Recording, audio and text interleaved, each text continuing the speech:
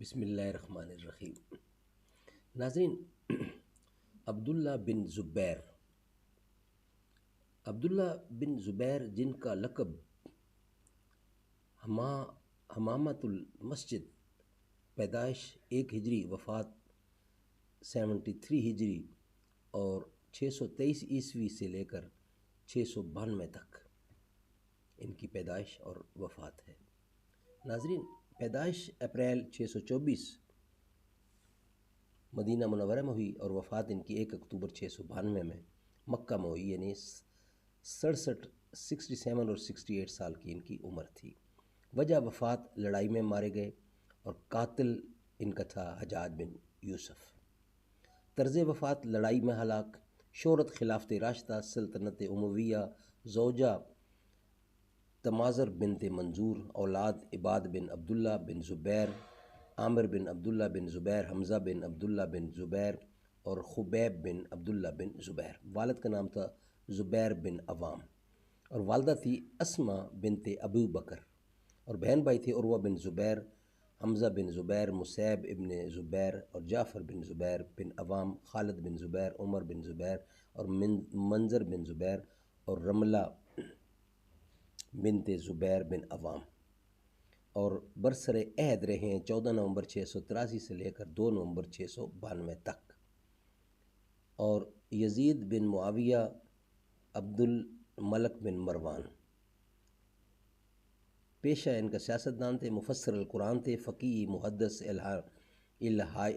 الہیات دان اور خلیفہ۔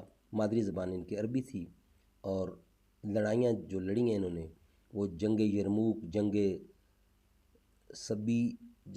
سبی تا اور 647 سے جنگ جمل اور معاصرہ مکہ، یہ ساری ان کی ورکنگ ہے، اور ہم ان کے پیش کر رہے ہیں ابتدائیہ، یعنی نسب پیش کر رہے ہیں حضرت عوام بن زبیر۔ ناظرین، حضرت عبداللہ بن زبیر بن عوام کے بیٹے تھے۔ آپ کی والدہ حضرت اسما یعنی حضرت ابو بکر صدیق کی بڑی بیٹی اور حضرت عائشہ صدیقہ کی حقیقی بہن تھی۔ مدینہ منور میں 2 ہجری کو پیدا ہوئے۔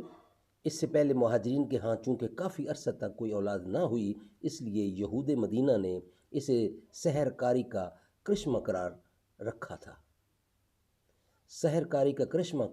تھا، لہٰذا آپ کی پیدائش پر مسلمانوں نے خوب خوشیاں منائیں۔ تقریباً 8 برس کی عمر میں رسول اللہ کے ہاتھ پر بیعت کی۔ آپ کا شمار ان مشاہیر اسلام میں ہوتا ہے جنہوں نے حق و صداقت کا علم بلند رکھنے کے لیے اپنی جگہ تک بھی نثار کرنے سے دریغ نہ کیا۔ بچپن ہی سے آپ کی پیشانی سے بڑائی کے آثار حوائید تھے۔ دلیری، بہادری، شجاعت اور صاف گوئی کے اوصاف کی وجہ سے خواص و عوام میں معروف تھے، یعنی مشہور تھے۔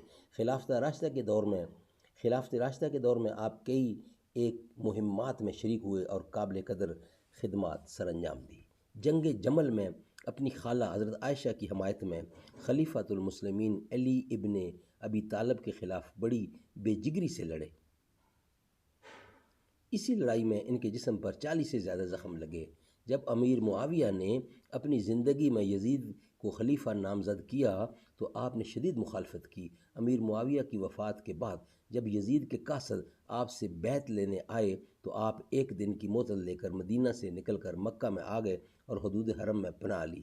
آپ کی مہم کوششوں کے نتیجے کے طور پر اہل حجاز نے اموی خلافت کے خلاف علم بغاوت بلند کیا۔ ناظرین، اعلان خلافت، نیکسٹ ہیڈنگ ہے اسی کا اعلان خلافت، وہ ہم آپ کے سامنے رکھ رہے ہیں۔ یعنی شہادت حسین نے لوگوں کے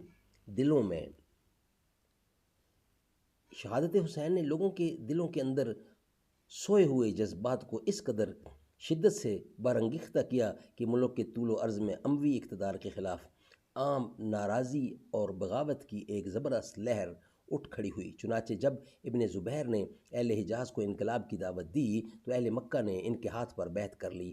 اس وقت دنیا اسلام میں آپ جیسی مؤثر شخصیت کا حامل کوئی دوسرا شخص نہ تھا، اس لیے اہل مدینہ نے بھی جلد آپ کو خلیفہ تسلیم کر لیا، سوائے بنو ہاشم کے، یعنی بنی ہاشم کے، جنہوں نے تسلیم نہیں کیا اور انہیں محصور کر دیا گیا، محمد بن حنفیہ کو گرفتار کر لیا تھا۔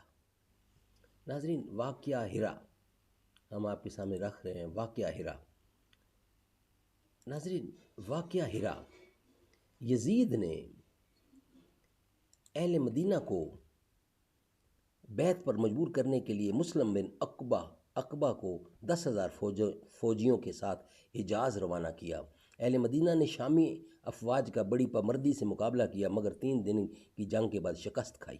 شامی افواج میں اکثر مسیح فوجیوں کی تھی، شامی افواج میں اکثریت مسیح فوجیوں کی تھی، جنہوں نے مسلمانوں کی عزت و آبرو پر بڑے بے دردی سے ہاتھ ڈالا اور ان کے مال اسباب کو جی بھر کے لوٹا۔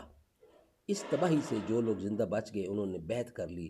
تاریخ اسلام میں اس شرمناک واقعہ کو سانحہ ہرا اور واقعہ ہرا کا نام دیا جاتا ہے۔ یزید کی موت، نیکسٹ ہیڈنگ ہے ہمارا یزید کی موت۔ ناظرین، یزید کی موت مدینہ کو تاخت و تاراج کرنے کے بعد یزید کی افواج مکہ کی طرف بڑھی۔ مسلم بن عقبہ دوران میں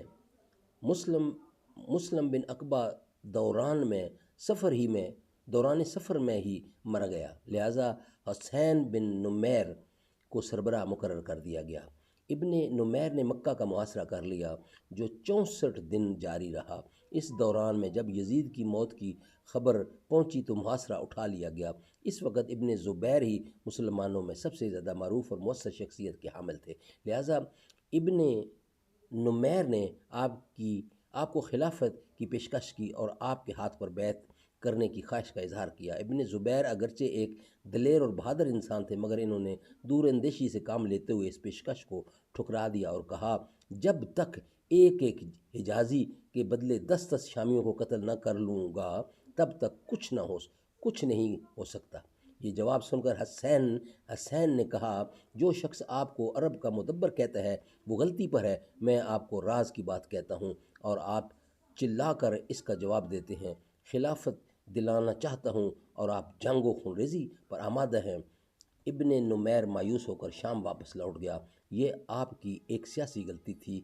اگر آپ جذبات کی بجائے دور اندیشی سے کام لیتے تو حجاز کے علاوہ شام اور عراق بھی فوری طور پر آپ کی خلافت کو تسلیم کر لیتے اور اس طرح اموی خلافت عرف غلط کی طرح صفحہ ہستی سے مٹ جاتی۔ ناظرین، اس کے بعد ہے عراق اور مصر کی اطاعت، مارکا مرج، راحت کے اثرات، توابین اور مختار سکی کی بغاوت، خارجیوں کے خلاف اقدامات، عراق پر عبد الملک کا قبضہ، محاصرہ مکہ، عبداللہ بن زبیر کی شہادت۔ ناظرین، عبداللہ بن زبیر کی ناکامی کے اسباب، حسین بن نمیر کا مشورہ دینے سے انکار، مروان بن حکم کا مدینے سے اخراج، خوارج کی شورش۔ ناظرین، یہ سارے ہیڈنگ ایک ایک کر کے انشاءاللہ آپ تک رکھنے کی کوشش کریں گے۔ یہ ویلاگ ہمارا یہاں ہی کمپلیٹ ہوتا ہے۔ السلام علیکم۔